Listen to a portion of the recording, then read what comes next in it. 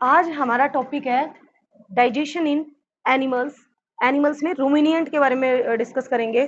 Chapter 2 ही है हमारा biology का, लास्ट ये टॉपिक है हमारा जो हम आज डिस्कस करेंगे।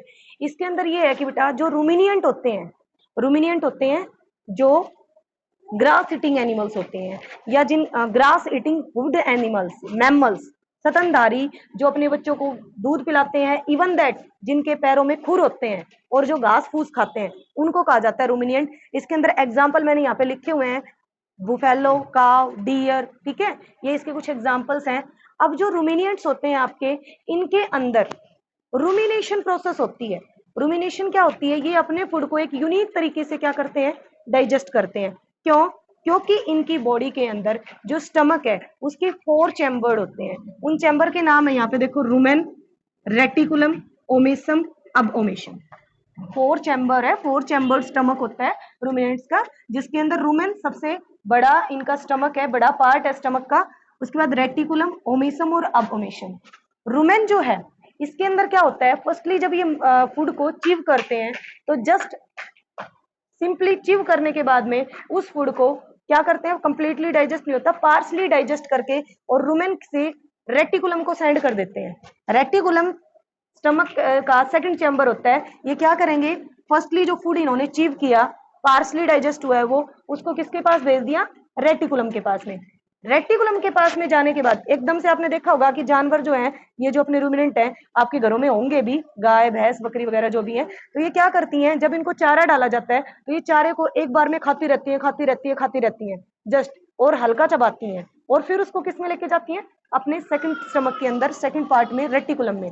आफ्टर दैट जब ये रेस्ट कर रही होती है, यहाँ जो ये फूड आ गया, जो पार्सली डाइजेस्टेड फूड है, उसको हम बोलते हैं कर्ड। यहाँ पे जो मैंने लिखा, इसमें लिखा भी है, पार्सली चीव्ड फूड जो है उसको क्या कहते हैं? कर्ड। ये क्या करेंगी? ये जो कर्ड है किसको सेंड कर दिया गया? रेटिकुलम को। रेटिकुलम के पास जाने के बाद में जब ये अपना जो जितना भी चारा होता है, ठीक है, फोडर होता है, उसको जब ये चिव कर चुकी होती हैं, उसके बाद में ये रेस्टिंग पोजीशन में आती हैं, मतलब बैठे होती हैं या फिर ये रेस्ट कर रहे होते हैं जानवर। उस केस में आपने कभी देखा हो, ये अपने माउथ के अंदर फर्दर च्यूइंग कर रहे होते हैं और इनके वाइट जो बबल्स हैं वो बाहर निकल रहे होते हैं। वो केस क्या होता है? वो होती है कडिंग प्रोसेस। उसको हम क्या बोलते हैं? कडिंग। तो जो स्टोर कर्ड है वो back to the mouth again, इनके माउथ के अंदर दोबारा से आएगा। जैसे इन्होंने जो फूड पार्सली चिव किया था, आधा ही चबाया था, वो इनके किसके अंदर चला गया था? रेटिकुलम के अंदर चला गया, और रेटिकुलम से फर्दर किसके अंदर आ गया? वो बाद में जब ये रेस्टिंग पोजीशन में थे तो रुमेन में आ गया, दोबारा से इनके माउथ में आया।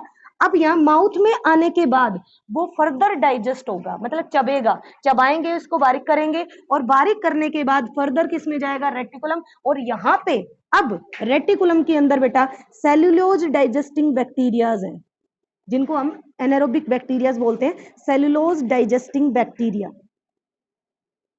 ये बैक्टीरिया क्या करेंगे? ये जो कंटेंट खाते हैं, आपको पता है जो रूमिनिएंट है वो कौन सा फूड खाते हैं? जिनके अंदर क्या होता है? सेल्यूलोज फाइबर होता है।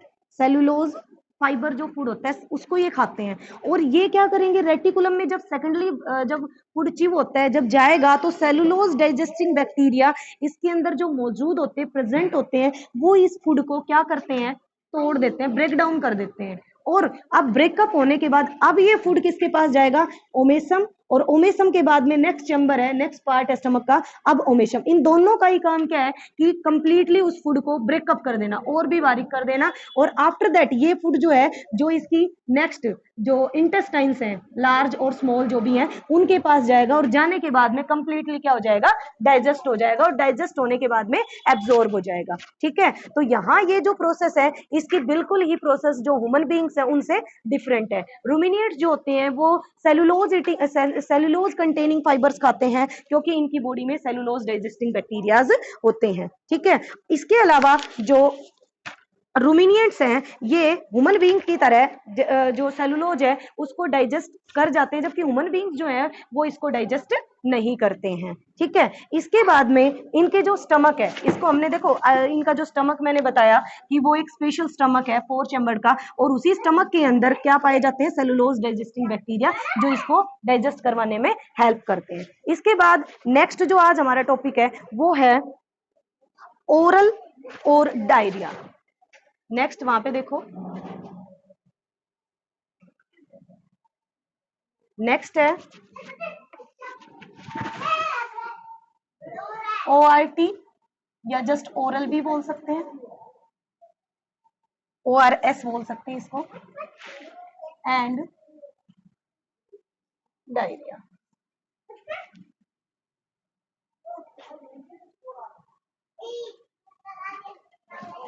इसका मतलब होता है, देखो, ORT oral rehydration treatment, oral rehydration solution, और डायरिया होता है दस्त लगना, ठीक है। इसकी फुल फॉर्म है ओरल रिहाइड्रेशन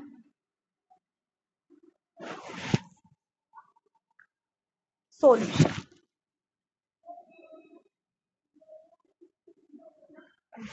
कब दिया जाता है ORS बॉडी के अंदर?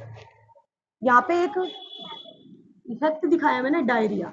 डायरिया का मतलब होता है बॉडी के अंदर से वाटर लूज होना, किसकी फॉर्म में? स्टूल की फॉर्म में।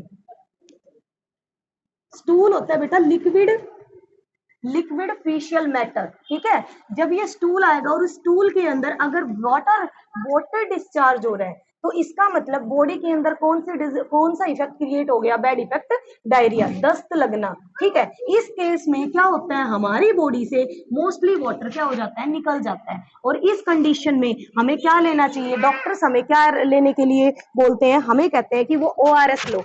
ORS होता है ओरल रिहाइड्रेशन सॉल्यूशन। जो वाटर हमारी बॉडी में निकल चुका है उसको दोबारा से लेने के लिए हम नमक का, चीनी का और पानी का घोल पीते हैं, उसको बोलते हैं ओरल रिहाइड्रेशन सॉल्यूशन। अब ये जो ओरल रिहाइड्रेशन सॉल्यूशन है, मींस ये हम क्यों ले रहे हैं? डायरिया से प्रिवेंट होने के लिए। तो यहाँ डायरिया से प्रिवेंट होने के क्या क्या मेजर्स हैं वो मैं यहाँ लिख रही हूँ।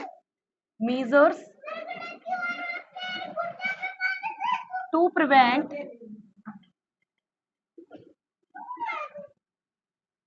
डायरिया। फर्स्ट है बेटा इसके अंदर, एक तो सैनिएशन, साफ सफाई। अगर हम, बेटा दस्त लगना ये होता है सैनिएशन, हमें साफ सफाई करनी चाहिए। सेकंड होता है personal and food hygiene,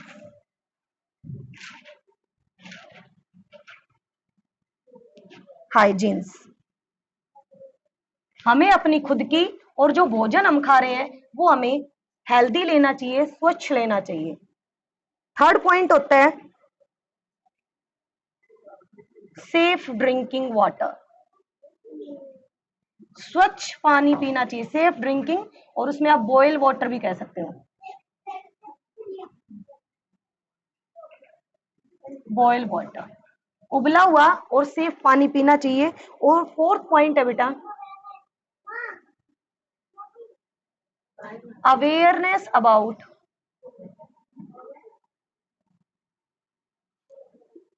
in fact about how infectious disease spread।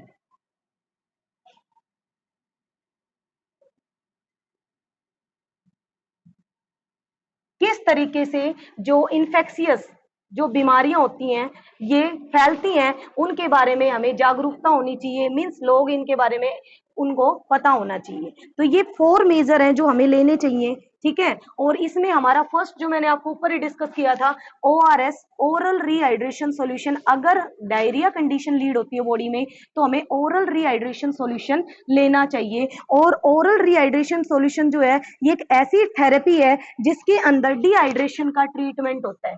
Oral का मतलब क्या होता है? ट्रीटमेंट। ORS जो है ये क्या है? एक तरीके का ट्रीटमेंट ऑफ डिहाइड्रेशन।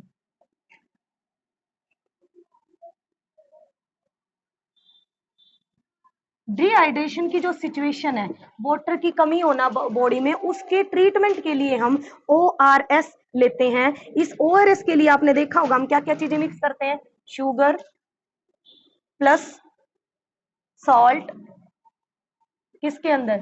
वाटर में, ठीक है। इन तीनों चीजों को मिक्स करते हैं और इसको कंटिन्यू ईट करते हैं, लिक्विड को ड्रिंक करते हैं। तो इसकी वजह से जो डिहाइड्रेशन कंडीशन है वो क्या हो जाती है? खत्म हो जाती है। इसके अलावा ORS के अलावा हम जिंक थेरेपी भी यूज करते हैं।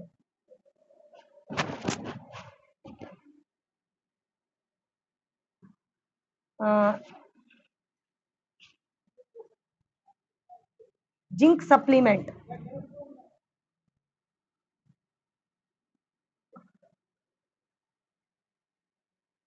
कंटेंट लिया जाता है जिस फूड आइटम के अंदर जिंक होता है वो हम यूज करते हैं।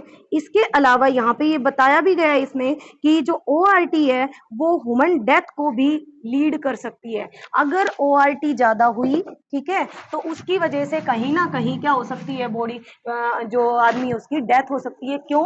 क्योंकि अगर हम हमारी बॉडी से कंटिन्यू वाटर लूज होता रहा तो जो बॉडी के अंदर जो ट्रांसपोर्ट सर्कुलेटरी सिस्टम है वो क्या हो जाएगा, वो इम्बैलेंस हो जाएगा और हमारी बॉडी के अंदर जो ब्लड है वो थिक हो जाएगा, गाढ़ा हो जाएगा खून हमारा। और खून अगर गाढ़ा हो जाता है बेटा तो वो फ्लो करने में उसको डिफिकल्टी होती है। फ्लो अगर ब्लड नहीं होगा तो हमारे जो हार्ट है उसके पास में नहीं पहुंचेगा और हार्ट से ब्लड बॉडी सेल्स तक नहीं पहुंचेगा। बॉडी सेल्स में नहीं पहुंचा तो वहां पे ऑक्सीजन की कमी हो गई, क्योंकि ब्लड जो है वो अपने साथ साथ किसको लेके जाता है, ऑक्सीजन को। और ऑक्सीजन अगर हमारी सेल्स में नहीं पहुंचा तो हमारी बॉडी के अंदर रेस्पिरेशन कंडीशन नहीं होगी, रेस्पिरेशन प्रोसेस नहीं बनेगी। रेस्पिरेशन में जो हम इनटेक करते हैं, जो ग्लूकोज हमारी सेल्स के द्वारा स्मॉल इंटेस्टाइन में विल्ली के द्वारा जो एब्जॉर्ब हो गई थी, उनमें रेस्पिरेशन कंडीशन हुई थी, वहां पे ऑक्सीजन जाके उसका ऐड हुआ था और ऑक्सीजन ऐड होके क्या बनाया था उसने, ग्लूकोज ने को कार्बन डाइऑक्साइड, वाटर और हीट एनर्जी और एनर्जी के अंदर ब्रेक डाउन किया था। तो रेस्पिरेशन प्रोसेस नहीं हो पाएगी और रेस्पिरेशन नहीं होगी उस केस में हमारी बॉडी को एनर्जी नहीं मिलेगी और कंटिन्यू अगर एनर्जी नहीं मिलती गई तो इसकी वजह से बॉडी जो है वो अपना जो भी संतुलन है वो खो देगी और लास्ट में डेथ जो है वो हो सकती है, मतलब आदमी की मृत्यु हो सकती है। तो इसीलिए हमें क्या करना चाहिए कि ORS लेना चाहिए। अगर बॉडी के अंदर से बार बार डायरिया कंडीशन हो रही है, वाटर की फॉर्म में, लिक्विड की फॉर्म में, स्टूल बार बार आ रहा है, वेस्ट बार बार आ रहा है हमारे एनएस पार्ट के द्वारा, तो हमें अपनी बॉडी के अंदर क्या लेना चाहिए, कंटिन्यूअसली ORS जो है वो लेना चाहिए। ORS जरूरी नहीं है कि भाई जब डिहाइड्रेशन कंडीशन हो या डायरिया हो तभी लो। अब गर्मियों में तो मोस्टली आप लोगों को ORS लेना चाहिए, जैसे अपन नींबू पानी की फॉर्म में भी ले सकते हैं उसको, आप लेमनोइड यूज करते होंगे तो आप वो भी इसको ले सकते हो। तो ये जो टॉपिक था आज का कंप्लीट है और